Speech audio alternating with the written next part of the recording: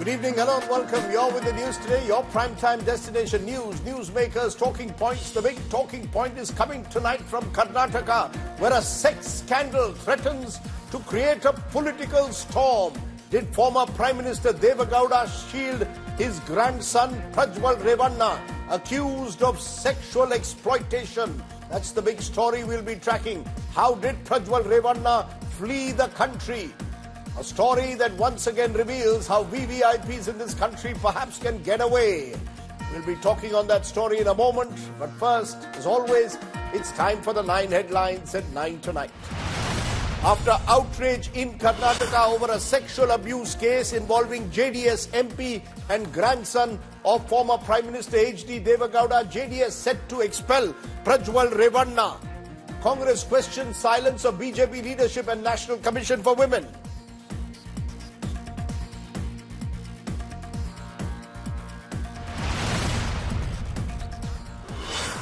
Amit Shah's doctored video on reservation kicks up a storm. BJP moves election commission. Delhi police summons Telangana Chief Minister Revanth Reddy in the probe. One accused held in Assam.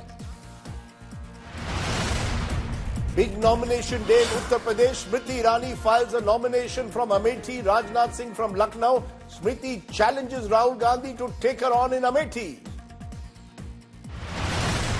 Another Surat repeat in battleground Madhya Pradesh. Congress's Indore candidate Akshay Kanti dumps party ahead of phase 3 voting. Joins the BJP instead. Big Supreme Court relief for the West Bengal government. Supreme Court stays the CBI probe in the teachers' recruitment scam. Top court says Calcutta High Court cancelled teacher appointments arbitrarily.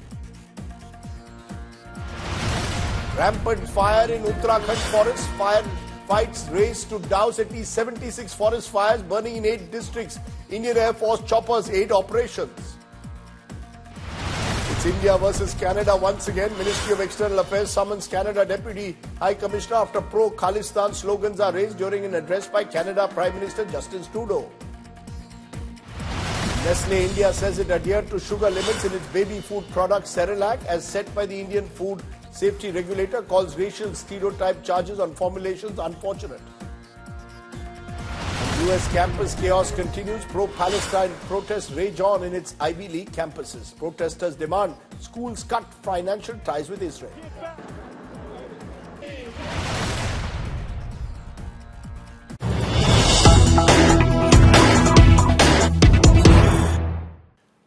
But the big story that's breaking at the moment, former Prime Minister H.D. Deve Gowda's grandson and Member of Parliament from the Janata Dal secular Prajwal Revanna is in a major sex scandal.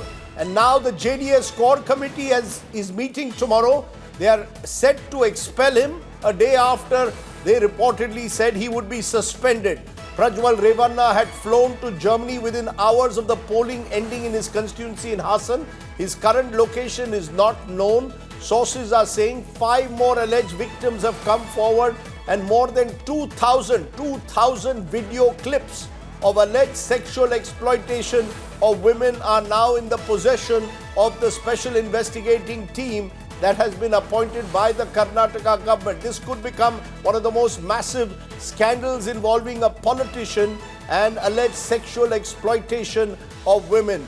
That's the big story. Prajwal Revanna, remember, flew to Germany. Current location is unknown. Joining me now is Nagarjun Dwarkanath, our Bangalore bureau chief, who's tracking every twist and turn in this story. Nagarjun, what do we know? Where is Prajwal Revanna, and is he almost set to be or certain to be expelled by his party tomorrow after the huge embarrassment that the Gowdas have suffered? Rajdeep, at this point of time, we don't know where Prajwal is in Germany or has left Germany. The last time that the government got to know his passport was swiped in Frankfurt when he landed in Germany. When he took a flight from Bengaluru to Frankfurt on 27th early morning, he boarded the flight at 2 a.m. Is what we are told. And also when it comes to the party that is going to expel Prajwal Revanna tomorrow, Kumaraswamy himself has confirmed that there has been recommendation from the party. MLAs have put pressure on JDS to take a stand. So most likely tomorrow the core committee will meet in Hubli at 10 a.m. and officially put in a word that Prajwal Revanna is being expelled from the party. Now, he is very close, of course, to his grandfather, H.D. Deve Gowda. Is the buzz that it was Mr. Deve Gowda who was trying to protect him, even though these allegations have been swirling around for a while and there were reports of these sex tapes doing the rounds? Well, it's all hearsay at this point of time.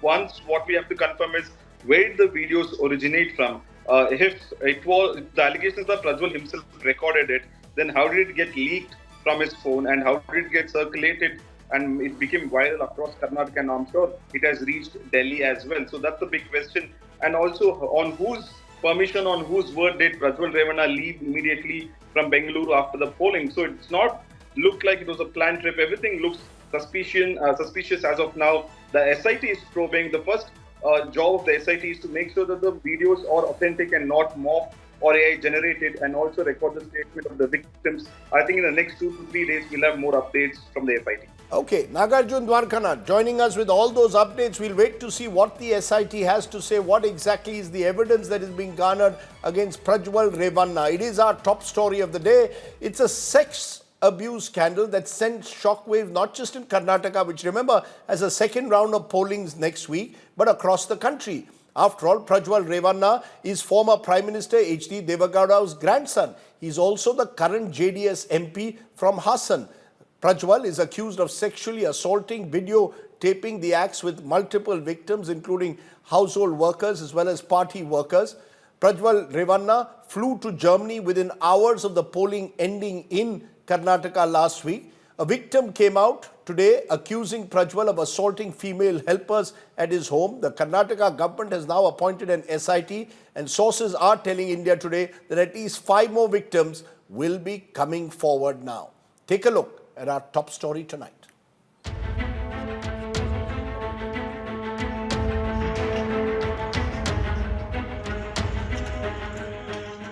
Former Prime Minister H.D. Deve Gowda's grandson and JDS Lok Sabha election candidate from Hassan, Prajwal Revanna, is in trouble over allegations of sexual abuse. A case has been filed against Prajwal Revanna and his father H.D. Revanna for alleged sexual harassment. The FIR was filed on the basis of complaint by a 47-year-old domestic help. India Today has accessed the FIR, which alleges Prajwal and his father sexually abused the victim in a storeroom. In her complaint, the victim claims that the father and son used to sexually assault women workers at their house. The victim says Prajwal allegedly video called her daughter and tried to flirt with her. The daughter blocked his number. The victim claims she decided to come forward after many sex videos of Revanna were widely shared among public. Prajwal Revanna has left the country even as the Siddaramaiah government ordered an SIT probe. Prajwal's father and co-accused H.D. Revanna called the videos a conspiracy. ಈಗ ಇದೆಲ್ಲ ರಾಜಕೀಯದ ಇದಿರುತ್ತಲ್ಲ, ನಾನು ಅದಕ್ಕೆ ಕೇಳಕ್ಕೆ ಹೋಗಲ್ಲಪ್ಪ. ಈಗ ಸರ್ಕಾರ ಅವ್ರದ್ದಿದೆ, ಏನು ಬೇಕಾದ್ರೂ ಮಾಡ್ತಾರೆ. ಮಾಮೂಲಿ ಹೋಗ್ಬೇಕಾಯ್ತು, ಹೋಗಿದ್ದೇನೆ. ಇವರೇನು FIR ಆಗ್ತಾರೆ ಅಂತ ಅವ್ರಿಗೇನು ಗೊತ್ತಿತ್ತ, SIT ಮಾಡ್ತಾರೆ ಅಂತ ಗೊತ್ತಿತ್ತ. JDS leader and former Chief Minister H.D. Kumaraswamy has distanced himself from the scandal that has hit his brother's family. ಕುಟುಂಬದ ಪ್ರಶ್ನೆ, ಕುಟುಂಬ ಅಂತ ಯಾಕೆ ಹೇಳ್ತೀರಿ? ನಾನು ಇದನ್ನೇ ಕಾಂಗ್ರೆಸ್ ನಾಯಕರಿಗೆ ಹೇಳೋದು, ಕುಟುಂಬ ಅನ್ನೋದನ್ನ ಯಾಕೆ ತರ್ತಾ ಇದ್ದೀರಿ? ಇಲ್ಲಿ ವ್ಯಕ್ತಿ ಬಗ್ಗೆ ಚರ್ಚೆ ಮಾಡ್ಕೊಳ್ಳಿ. ಇಲ್ಲಿ ವ್ಯಕ್ತಿ ಪ್ರಶ್ನೆ, ಕುಟುಂಬದ ಪ್ರಶ್ನೆ ಅಲ್ಲ. ಇದು ಕಾಂಗ್ರೆಸ್ನವ್ರಿಗೆ ಏನು ಮಹಾನ್ ಭಾವರು ಅವರೆಲ್ಲ ಬಹಳ ದೊಡ್ಡ ಇದ್ರಲ್ಲಿ ಬಂದಿರೋರ ತಪ್ಪಾಗಿರ್ತಕ್ಕಂಥ ನಿಜ. SIT ರಚನೆ ಆಗಿದೆ. SIT ರಚನೆ ರಿಪೋರ್ಟ್ ಏನು ಕೊಡ್ತಾರೆ, ಅದ್ರ ಮೇಲೆ ತಪ್ಪು ಮಾಡಿದ್ರೆ ತಪ್ಪು ಅನುಭವಿಸ್ತಾರೆ, ಶಿಕ್ಷೆ ಅನುಭವಿಸಲೇಬೇಕು. Meanwhile, BJP leader Deve Gowda has revealed that his party did not heed his warnings about the sex tapes before stitching an alliance with JDS. सबको समझा दिया मैं. JDS का साथ अलायंस करने का टाइम में वही वेरी इंपॉर्टेंट है. आसन में हम कर्नाटक में कोई जगह में तो अलायंस कर लो, कोई बात नहीं है. आसन के बारे में मैं अच्छे से जानता हूँ. मैं उधर वलयंश रेवण्णा का अपोजिट कैंडिडेट हूँ. फिर मगर बहुत लोग बोलता है उसका गंदा आदमी है. इसका पहले इलेक्शन पिटिशन 2019 वो केस इसमें कन्विक्ट हो गया. वो प्रज्वल रेवण्णा डिस्क्वालीफाई हो गया. वो The Congress and JDS ally BJP traded barbs over the sex scandal. ನಾನು ಪ್ರಜಾಲ್ ಅದು ಸರ್ಕಾರ ನೋಡ್ಕೋತದೆ, ಅಂದರೆ ಅಧಿಕಾರಿಗಳು ನೋಡ್ಕೊಳ್ತಾರೆ, ಇನ್ವೆಸ್ಟಿಗೇಷನ್ ಆಫೀಸರ್ ನೋಡ್ಕೊಳ್ತಾರೆ. ನೀವು ನನ್ನ ಕೇಳೋದು ಬದಲು ನೀವು BJP ನಾಯಕರನ್ನ ಕೇಳಬೇಕು. ಶೆಟ್ಟರ್ ಕೇಳಿ ನೋಡಿ, ನಮ್ಮ MP ಅಂಗಡಿ ಮೇಡಮ್ ಕೇಳಿ ನೋಡಿ, ಅವ್ರ ಪಾರ್ಟಿಲಿ ಅವರೆಲ್ಲ ಕೇಳ್ಕೊಳ್ಳಿ. BJP ಅಲೈನ್ಸ್ ಸ್ಟ್ಯಾಂಡ್ ಏನು, ವಾಟ್ ಈಸ್ ದಟ್ ಅನ್ನೋದು ನಮಗೆ ಬೇಕು. ನಾನು ಯಾವುದೇ ವೈಯಕ್ತಿಕವಾಗಿ ಇಂಥದ್ರಲ್ಲಿ ಯಾವುದೇ ಹೇಳಿಕೆ ಕೊಡೋದಿಲ್ಲ. ಕಾನೂನು ಏನೈತಿ ಎಲ್ಲರಿಗೂ ಒಂದೇ, ಆ ಕಾನೂನು ಪ್ರಕಾರ ಕ್ರಮ ಆಗ್ತದೆ. Many of the sex tapes that have become public are from a few years ago. Prajwal Revanna has got a court injunction gagging media from reporting about the sex tapes. And all this while no investigation was even ordered. Bureau Report, India Today. Let's raise the big questions tonight. Questions that many other channels will perhaps not raise. How did Prajwal Revanna get a ticket for the Lok Sabha despite these sex tape allegations? Was it his grandfather Deve Gowda who was protecting him all through? Who tipped off Prajwal to flee the country within hours of the polling? And do politicians across the board and party lines get away with predatory behavior like this? These are some of the questions we'll raise. Pramila Nesargi is advocate Karnataka High Court. She's also worked with the National Commission for Women and is close to the BJP. Tanveer Ahmed is political analyst and columnist who was part of the JDS, and I think we should say that he was a former JDS spokesperson. Tara Krishnaswamy is co-founder Political Shakti, a women's group based in Karnataka, and Sanjay Sahai, former ADGP Karnataka. And I want to come to you, Mr. Sahai, first, because this is pretty shocking. The manner in which someone who's facing these serious allegations seems to be able to leave the country, and these allegations have been swirling for a while.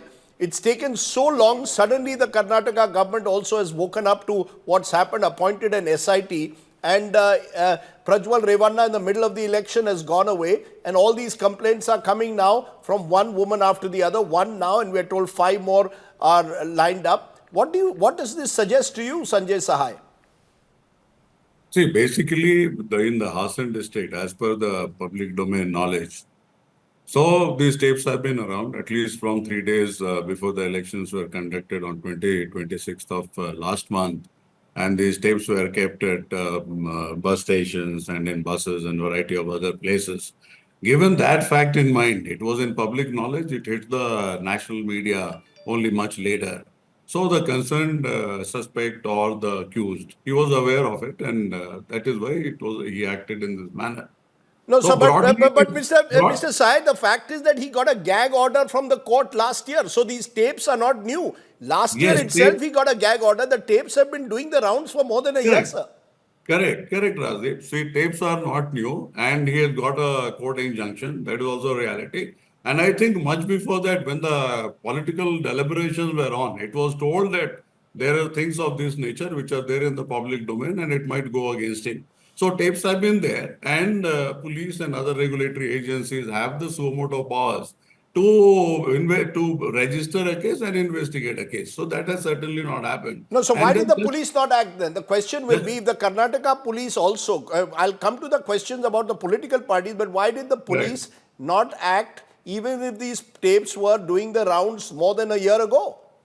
See, there are two things. One is whether you waited for a complainant to come, or you can take it suo motu. So suo motu, it has not happened. And finally, even when the tapes were there for last couple of days, I think 26 was the election day, so might be 3-4 days before that, 3 days before that, these tapes in pen drives have been left all around the place.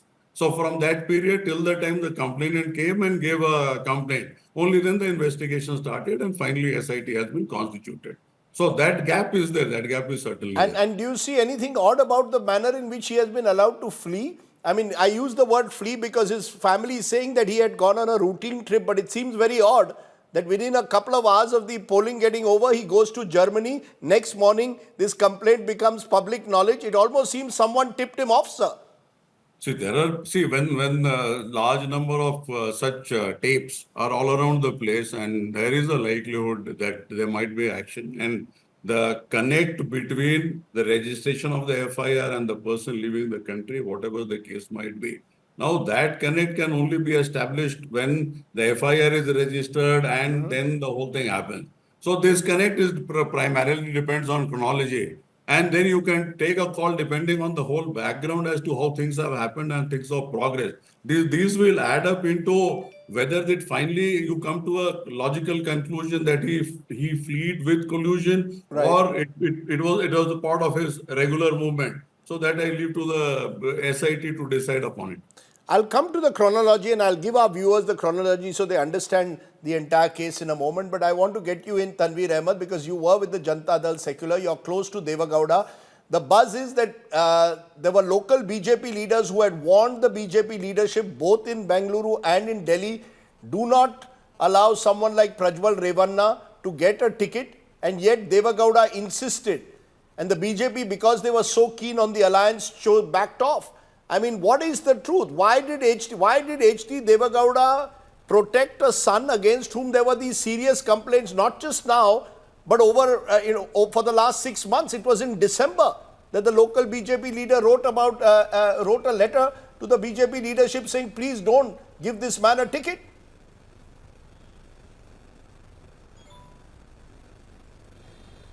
Absolutely right, Rajdeep Sardesai. Let's really understand that he is not the Prime Minister of BJP, he is the Prime Minister of India. Today, what is the international face the Prime Minister is going to carry?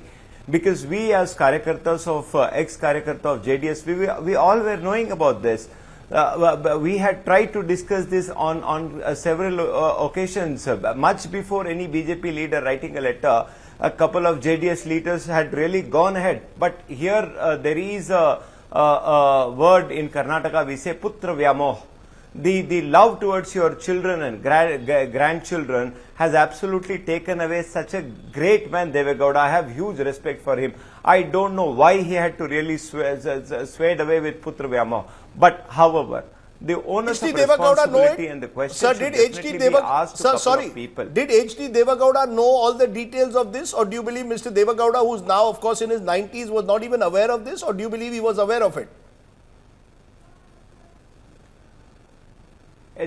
I have not seen a man who has detailed information on every matter.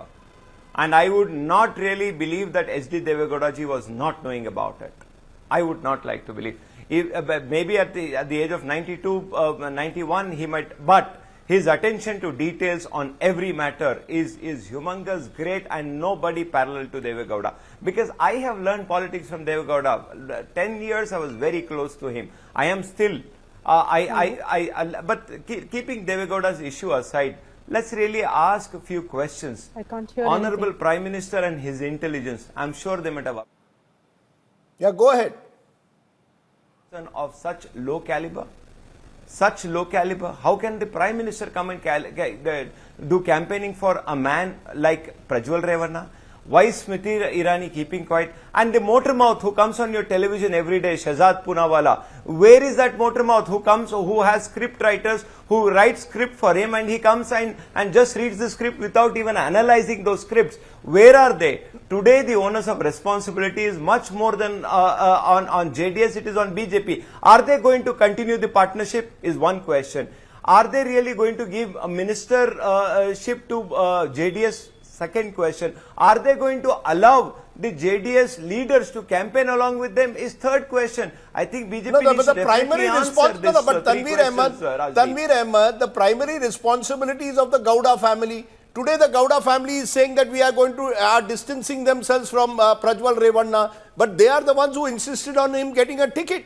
Now the point is, the HT Deve Gowda, as you said, Putra Moha, or in this case, Grand Putra Moha, is a question mark. But the truth of the matter, this is a very tightly run family party. The family decides. So if the family forces a decision that no, we will only take Prajwal Revanna despite all these charges, what does it say about this party called the JDS, of which you were a part?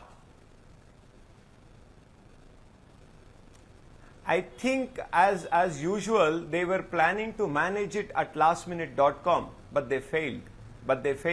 I think the things really went out of hand just before the election. We all know how the pen drives and the memory chips were thrown where Congress programs were, where JDS programs were happening. But that's, we all were knowing. But however, Is it not a failure of the intelligence agencies who report to Prime Minister, who give a report, where is Priyanka Gandhi today, where is Rahul Gandhi yesterday, where is Rajdeep Sardesai today? When they have all that information, don't you think the Prime Minister of India and the intelligence agencies were having enough and more information to say, if this is the man, I'm not going to campaign? And today, H.D. Kumaraswamy comes on television channel and he says, we have nothing to do. Deve Gowda is separate and Revanna is separate. We all knew from the day one, we all know that blood is always thicker than the water. This is the blood relationship. It is not the water relationship like mine. It is blood. And you threw a lot of leaders like me under the bus.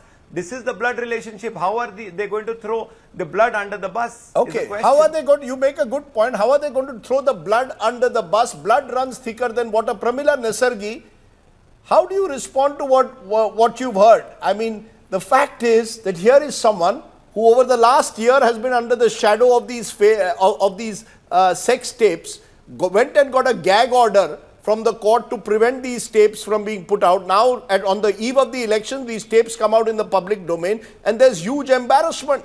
What does this suggest to you? And I don't see a word from the National Commission of Women or all the women bodies as well at the statutory level. All of this is deeply troubling, Pramila Nesargi. How do you respond? You want me an answer as an advocate or as a public? You tell me. It's your, the floor is yours. Which answer do you want? I want your answer as a citizen, as a woman, a citizen, and lawyer. Tanveer Ahmed speaking. I will answer you both. I was surprised when Tanveer Ahmed was speaking. He was with the same party. He was kith and kin with Deve Gowda and other family. If he were there in that party, what he would have spoken, I know. Just because he has left the party and joined Congress, he is speaking something different, having a second tongue. I just want to tell you what is the rule of law. Myself, yourself, the TVs or any political party are bound by the rule of law. Have you seen the committee that has been formed? Have you seen the complaint that has been filed? And have you seen the SIT that has been framed? What is the offence that according to their complaint? 4 sections, the 359 A and D. And then 506 and 509. Do you know all these offences are make-believe stories? They were in the public domain. Their punishment is hardly 3 years. In that means, so 468 of no, so are you saying these are make-believe stories? No, 1 minute, ma'am. Ma'am, are you saying they these are barred by law? That is the Congress has, I will tell you, Congress has made this SIT only to make use of it in the coming election in the 3rd phase in the North Karnataka. Only because of that, not because that they are not. They know fully well that there is no offence. They know fully well the section they have put is barred under section 468 of the Criminal Procedure Code and they cannot be convicted. So why? What is all this? Okay. See, morally, I don't agree with whatever the Prajwal Revanna has done or whatever that has been coming in the public domain. In fact, I myself have filed a case and the matter is pending in the Supreme Court in regarding the election petition. I am not talking about the merits of the case. Merits of the case, what I am worried is, I am not worried least about Prajwal Revanna or anyone. The Congress or any other party, no business to bring about Deve Gowda's name. Okay, I'm going to, I've heard you, ma'am. Ma'am, just a minute. I have more voices on the show. And then please give me 2 minutes. I will tell you, Mr. Tanveer, I am aware of you, you know, what is running in your mind. Okay, put the voice, fade it out, ma'am. Ma'am, I want the focus. It's a serious issue which we must focus on. Even beyond the politics that is involved, we are in the midst of an election. But Tara Krishna Swami, it's surprising that all these tapes come across on the eve of the 2nd phase of elections. There is Pramila Nesargi raising questions over the way in which this SIT is suddenly formed. When the Karnataka police could well, some believe, have acted months earlier, given the fact that many of these tapes reportedly were available at the time. And when you look at the FIR, there will be questions raised whether now this is enough for the government to prosecute Revanna. How do you respond, given also the silence that we are seeing from the National Commission for Women or other statutory bodies?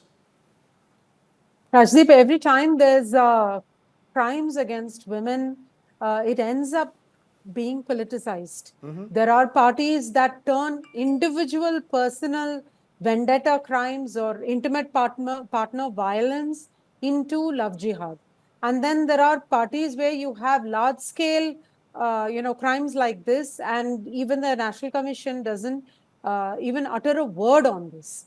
So at the end of all of this, what happens is that gender violence is kind of thrown under the bus and not taken to be a serious enough issue, where it is actually a grievous crime.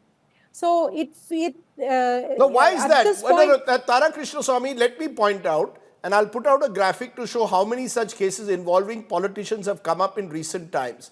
In Karnataka alone, there have been several gag orders of politicians who have gone to court and got gag orders against CDs. In fact, one Karnataka bureaucrat told me, ED is not the problem here, CD is the problem. We've seen the Sandesh Kali case in 2024, TMC leaders including Shahjahan Sheikh under the scanner. We've seen Brij Bhushan Saran Singh, BJP MP, accused of harassing female wrestlers, but nothing's happened to him. Ramesh Jarkhioli, a BJP, stepped down as minister after a video was aired by Kannada news channels. You've got Kuldeep Singh Sengar, former BJP MLA, convicted in 2017, rape and murder, eventually expelled from the party. You've got Sandeep Kumar Aap, sacked as Delhi minister after a video of him with a woman surfaced. So there is no shortage of cases. Mahipal Maderna quit as Rajasthan minister after being linked to the disappearance of a nurse. N.D. Tiwari, you will recall, quit as Andhra governor after a local TV channel aired a video of him with women. All these cases, and Karnataka particularly, as I said, several gag orders. What does it show? You remember there was a case in Karnataka Assembly where people were sharing sex tape clips in the assembly. Why is it that there is an impunity that people feel they can get away? I think this is exactly why the notion of a state commission or a national commission was even created, so that you have a set of people that are not politically affiliated. They're not meant to be politically affiliated, and they are meant to take the side of the marginalized. Whether it is SC/ST commission, whether it is women's commission, that is the purpose of such a body. However, such bodies are routinely appointed with either dummies or people that simply don't take their job seriously. Or when they get the position, I think they don't ask the powers that be whether they can operate with, whether they'll be given the freedom to operate in the genuine interest of the constituents that they are meant to serve. Otherwise, you won't have this kind of selective outrage about certain cases, selective pursuance of certain issues, and a complete, it's really weird. You have tomorrow, Mr. Amit Shah is going to visit the home of Neha, the woman who was brutally murdered by her own partner. So that is a case of a single woman, as tragic as it gets. The home minister of the country is going to visit her home because there's an election. On the other hand, you have a case brewing where their own candidate, for whom the prime minister himself stood on stage and campaigned, asked for votes personally. It has now, tapes have emerged showing coercion, allegations of rape, FIR has been filed, multiple women are supposed to be coming forward, and you have nary a word from either the Women's Commission or the political party in alliance with this, when the highest officers in the country have put their, staked their credibility on his candidacy. So this is, it feels like, as far as women's issues are concerned, it is always politics that precedes, doing the right thing. Can I make, Mr. Sahai, are the police officers also caught in the middle? This is an election time, political tug of war. You've got the Congress hitting the streets on this issue in Karnataka. It becomes almost very difficult for even policing to take place. Same thing happened with the Neha case in a different sense. It's been politicized. What is a terrible, gruesome crime suddenly becomes a political battleground. And therefore, the police seems to find it difficult to do policing. It all depends on who has influence, who has connections with whom. See, if you take this whole thing as a chess game and checks and balances being played and police being caught in the vortex of things, I think that will be really surprising for me. What is expected out of them, and in large number of cases, I would not claim that in 100% of the cases, but large number of cases, when there are sensational cases, you get into the crime part of it. And when you get into the crime part of it, now whether there are also claims that some of these videos are morphed. If you get into pure digital evidence and you get into video forensics and put the pieces together, I don't think in present day and age with the capability of video forensics and large number of metadata available to plug all these loopholes and come up with a investigative narrative which will actually fix the accused. I think it is a very doable thing. But what will is this case, missing no, sir, in simple language, will the case lead to its logical conclusion? You see, if this man was not the grandson of a former prime minister of the country, he would by now certainly have been called in, hauled in, and you would have made sure that there was a proper investigation against him. Because he's a VVIP, the sense is once the elections are over, will the heat go off him? We've seen in the past, politicians get away once the media focus on them goes away. So will a Prajwal Revanna get away is the worry that many people will have. Rajdeep, I will neither go by the smoke screen that is created, nor will I go by that as the time passes, things will get into the cold storage. Given the gravity of the case and given the nature of cases which CID has investigated, which I have been a part at least on 2 occasions, the cases have reached their logical conclusion. And in this particular case, because there is a video footage and variety of video footages which are available. So if you get into when it was created, how it was created, doctored, not doctored, I think this is one typical case where I think the whole case can be built up on pure scientific, technological, cyber forensic evidence.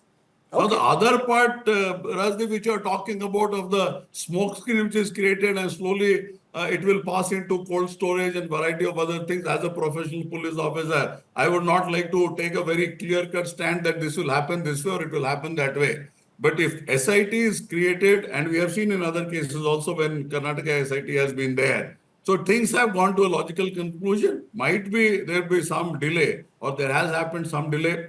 But otherwise, I think the facts of the case clearly prove that the witnesses are coming, the complainants are coming, most of the details are generally not being debated.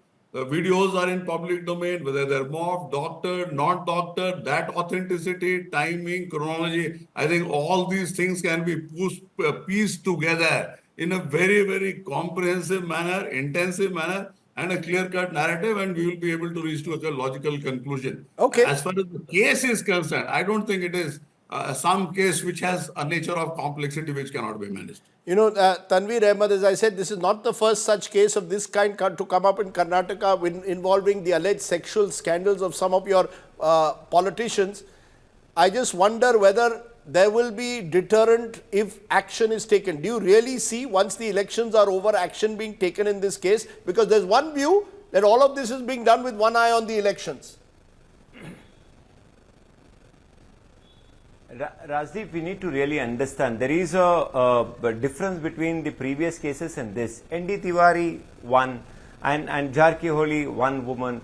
But here it is thousands. The pictures are coming, the videos are going. No, there are 1,000 video clips. No. Let me be very clear. Sir, I have been told by an officer that there are more than 2,000 video clips. We don't know whether there are thousands of women. I want to do a fact check. These are claims which are being made at the moment. Women have not come forward yet.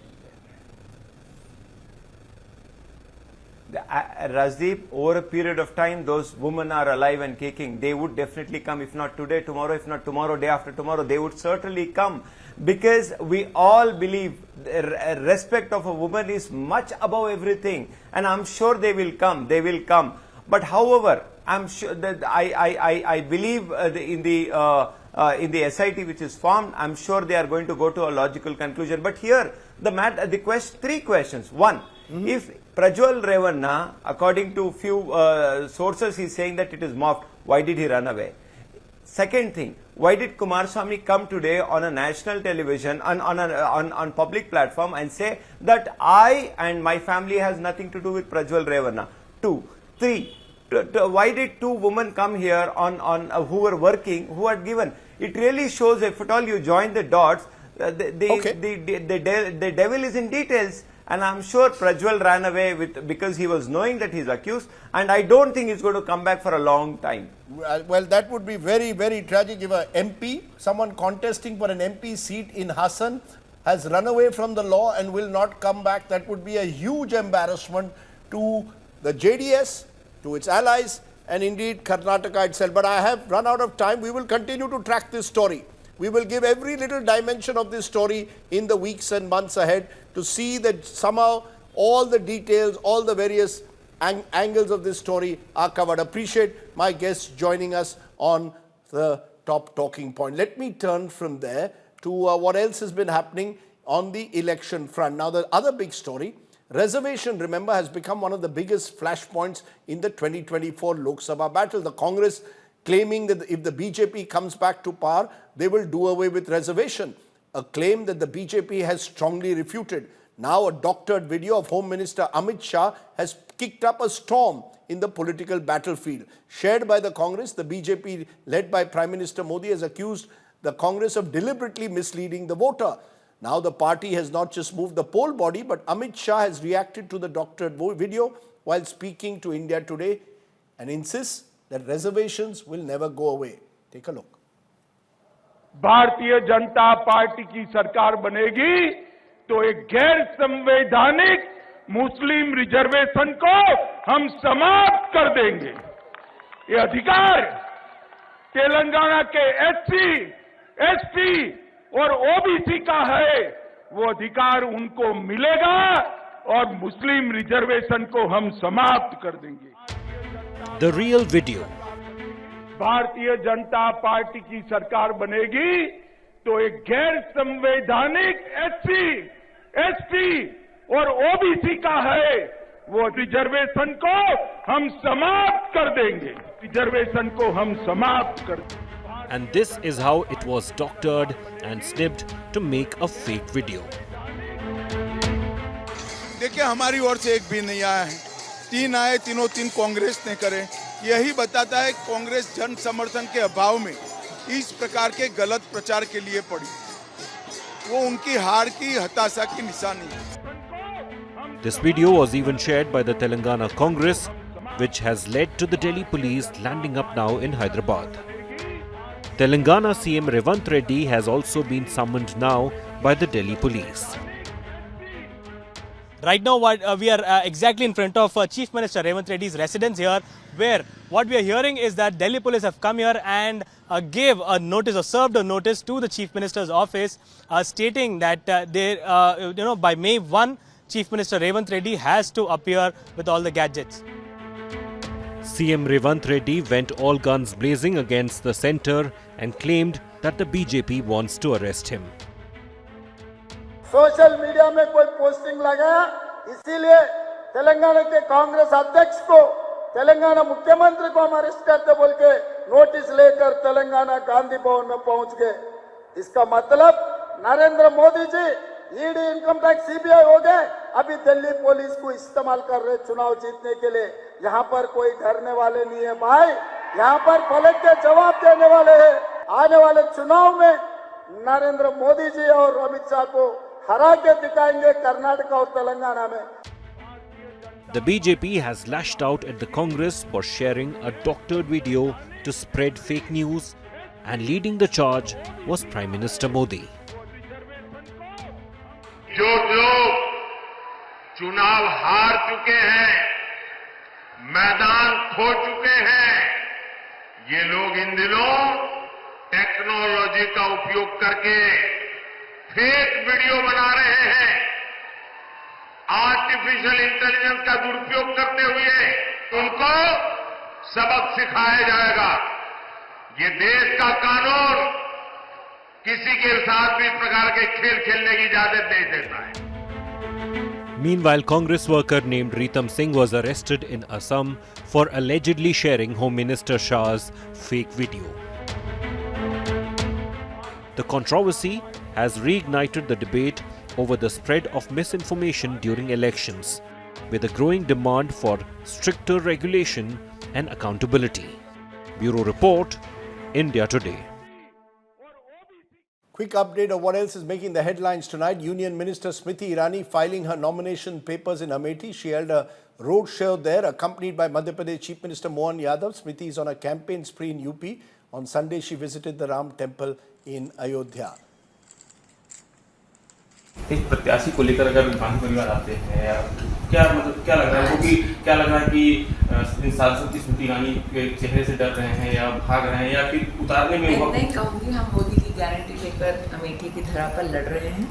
Amethi में जब जो भी कांग्रेस का प्रत्याशी आएगा उनको निश्चित रूप से जवाब देना पड़ेगा कि 15 साल लापता सांसद के परिवार में सत्ता थी केंद्र में, तभी ये सारे काम क्यों नहीं हुए। ऐसा क्यों है कि 4 लाख परिवारों में अमेठी में टॉयलेट नहीं था।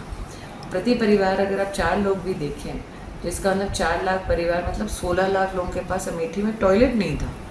ये क्या कोई सोच सकता है कांग्रेस के गढ़ के बारे में? तो इसीलिए हम अपने 5 साल के काम और उनके 15 साल के अगर वो एक भी काम गिनवाना शुरू करें तो इसी के बीच में मुझे लगता है ये चुनाव कंपैरिजन का, एक नामदार का गायब होना और कामदार का काम। एक आखिरी सवाल लेंगे। अमेठी लोकसभा सीट है और इंडिया अलायंस गठबंधन भी है। कल बसपा ने भी यहाँ प्रत्याशी उतार दिया है, समाजवादी पार्टी कांग्रेस गठबंधन ने लगातार समाजवादी पार्टी के विधायक भाजपा में शामिल लगभग हो ही गए हैं, तो क्या लग रहा है कि गठबंधन कुछ असर होगा? मैं इतना ही कहूँगी कि यहाँ पर जितने भी राम भक्त हैं वो राष्ट्रद्रोहियों के साथ नहीं हो सकते, वो राम भक्तों के साथ ही हों। Now, while the BJP has put up, of course, Smriti Irani once again for re-election, Amethi speculation still as to who the Congress is going to put up. Time running out. 3rd May is the last date. And speculation now, as Moshmi Singh, who tracks the Congress for us, joins us, that we don't know whether it will be Rahul Gandhi. There's even speculation of Mallikarjun Kharge's name doing the rounds today on Amethi, and possibly Rahul Gandhi from Rai Bareli. So all kinds of names at the moment. What is stopping the Congress at the moment from coming clear as to who they intend to put up in Amethi to take on Smriti? What are you picking up? Rajdeep, even Atish Kaul's name is coming up, who Sheila Kaul's grandson and stays in Mumbai. Apparently, he's prepared his all the files to file his nomination papers. So lots of speculations doing the round. We do believe, and as you had also said earlier, that there is some sense of reluctance as far as, Priyanka Gandhi is concerned and her contesting the elections is concerned, because nothing really explains that once already the CEC had mooted a proposal that Rahul Gandhi should contest from Amethi and Priyanka from Rai Bareli, and the last word was with the Gandhi family. Yet again, on Saturday, the CEC mooted the same proposal to Mallikarjun Kharge, leaving the last word with the Congress president. So the names of the two leaders is right out there. We do believe that Mallikarjun Kharge and Priyanka Gandhi Vadra did a joint rally today and must have had some conversation between them. But tomorrow is the day we are told that the final word will be out, who's going to be the candidate from Amethi and Rai Bareli. So we'll know tomorrow whether it will be Rahul Gandhi, Priyanka Gandhi Vadra, or just Rahul Gandhi, or neither of them. As always, speculation on in the Congress. Thanks very much there, Moshmi Singh, for joining me. Let me now turn to our election wrap. All the other stories coming in. Congress's Indore candidate Akshay Kanti Bam on Monday withdrew his nomination. The Congress had fielded Bam against sitting BJP MP Shankar Lalwani from Indore. This is the second such seat where the Congress, after Surat, its candidate has withdrawn at the last moment. Rajnath Singh and Smriti Irani, meanwhile, keeping the fervour high in UP, both the leaders filing their nominations today. Smriti, of course, in Amethi, as we saw earlier, Rajnath Singh from Lucknow. Mamta Banerjee launching a fierce attack at an election rally in Murshidabad, alleging central forces are working at the behest of the BJP. The BJP chief JP Nadda hitting back, accusing Mamta of ignoring the sufferings of Sandesh Kali women. The Congress continuing to raise the issue of Mangal Sutra and targeting Prime Minister Modi for that remark, slamming the PM. Congress chief Mallikarjun Kharge said Congress had made sacrifices for the country and that the Grand Old Party will never snatch away someone's Mangal Sutra. Assam Chief Minister Hemanta Biswa Sarma leading an election campaign rally in Kokrajhar by dancing and singing in the rain, with the public holding BJP flags. People who tied up, they're the people who are currently in tie-up with Chandrababu Naidu. So you should ask Chandrababu Naidu and Modi what their relationship is. He says Mr. Naidu says we are together for development. Both Prime Minister and I want the development of Andhra Pradesh. So if they are together, it is development. If Jagan and I were to maintain a cordial relationship because I am the Chief Minister and because he is the Prime Minister, then it's for something else. Would you support the government at the center if, let's say, Mr. Modi is 20 seats short, you have 20 MPs? See, why do we talk about a hypothetical situation when they're together fighting against me and I'm fighting against them? So where is the question of this hypothetical situation coming up? This election, your sister, as I said, has been pitted against you. Does that trouble you? Does that leave you dismayed that your legacy is getting fractured? And the Congress party, of which he was the chief minister, has put up the sister. Why is Sharmila? No, what I'm hurt is not because she's contesting. The reason I'm hurt is because she will lose deposits. It pains me the most to see her lose deposits, because what she's done is not right. The very party that has put my father's name in the charge sheet, the very party that has filed these fabricated cases on me. And you know who the petitioners in my case are? None other than Congress and TDP. And today, you know who's driving my sister or the Congress party in the state? None other than Chandrababu Naidu through Revant. You're making a very serious allegation. You're claiming Chandrababu Naidu and Revant Reddy have propped up Y. Sharmila to take you on in Andhra Pradesh. Absolutely. Congress party is remote controlled by Chandrababu Naidu, as the BJP is being remote controlled by Chandrababu Naidu. Today, Jagan is fighting just not one BJP. Get Real India story, and it comes from Maharashtra's Palghar district. This is the story of a unique protest by Palghar's tribal women who returned their freebies that were offered by the Maharashtra government. Why? Because they say they would prefer jobs and development instead. Take a look.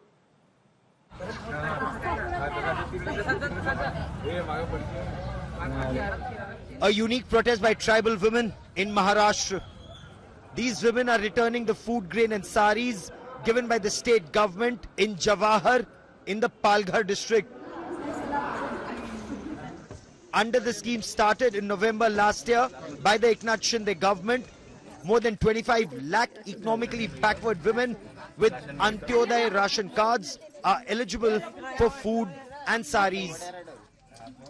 But these beneficiaries would prefer jobs and development instead. सरकारला साड्या परत देण्याचं आमचं कारण आहे. सरकार सांगतात की ही गरिबांसाठी योजना आहे. खूप काही गोष्टी आहे. आमच्या गावात शाळा नीट चालत नाही, गावात पाणी नाही, रोजगार नाही, सुशिक्षितांना नोकऱ्या नाही. तर योजना पण आम्हाला दे, पाणीची सोय करा, घरा कोणाला नाही तिला घरा पर कपालची मजूर करा, रोड नाही त्याचा रोड करा, आम्हाला गावात कामा पण दे, गावात दवाखाना पण दे. आम्हाला इथं काय जास्ती आजार झाला काय वलसाडला पाठवतो, सिल्वासला पाठवतो. इथं आमचा काय नांगेला आहे, आम्हाला गुजराती येई नाही, आम्ही आदिवासी, आम्हाला हिंदी भाषा येई नाही. तर चांगले काहीतरी योजना द्या आम्हाला, घराची योजना द्या, रस्त्यांची योजना द्या, चांगला शिक्षणाच्या योजना द्या. तर तिकडे आम्हाला तर ते वलसाडला पाठवतात. ते आम्हाला चांगला म्हणजे इकडे आम्हाला दवाखाना पण चांगल्याची सोय करायला पाहिजे. Till now, over 350 saris and 700 bags of food grain have been returned by tribal women. They are planning more protests to fight for development and for jobs. The tribals over here are deprived of basic facilities like road, homes, medical facility, and even drinking water. The only demand of the tribal women over here is that basic necessity should be fulfilled, and such freebies will not help them in development purposes. With Hussain Khan, this is Saurav Akhtania in Mumbai for India Today. It's a story that perhaps is a reminder to our politicians, don't take your voters for granted. Let's turn to our good news today story, and it comes from Mumbai, where despite her age, a 112-year-old South Mumbai resident, Kanchaben Badshah, exemplifies civic duty. She's decided to vote in the polling booth, declining the option to vote from home. She's our good news today story, inspiring all of us to go and vote. Dadaji. Kanchanben Badshah says she is 112 years old. She needs a walker or wheelchair to move around. But on May the 20th, when her constituency South Mumbai picks its representative for Parliament, she will be stepping out to cast her vote. Kanchanben has refused to avail the facility of voting at home, extended to senior citizens above the age of 85.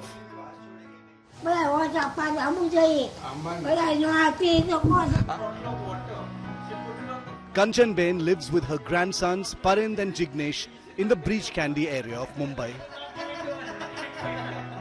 Very good. I mean, it's a very good move because even last time when this facility was not there and she was not well, so in 2019, I remember because even my aunt and granny both had agreed to go to Green Lawns, though with the walker, so we did not take the walker. I drove down there and she happily caught hold of her hand and walked in to give the vote. A team from the Election Commission recently felicitated Kanchanben for her commitment to voting. Yes, I mean, they had come home a few days back and they brought fruits for her and they got a small bouquet for her and the whole team was here. There were 5-6 officers, the nodal officer was also here and it was a very nice gesture on their part to come and felicitate her. Actually, आप लोगों को vote करना जरूरी है, vacation नहीं मनाना चाहिए, ये जरूरी वोटिंग है, तो जो गवर्नमेंट सही आएगा वो अपना डिसीजन भी सही लेंगे अपने लिए. Her grandsons say Kanchanben insists on making her own tea and basic meals. She enjoys long drives and ice cream.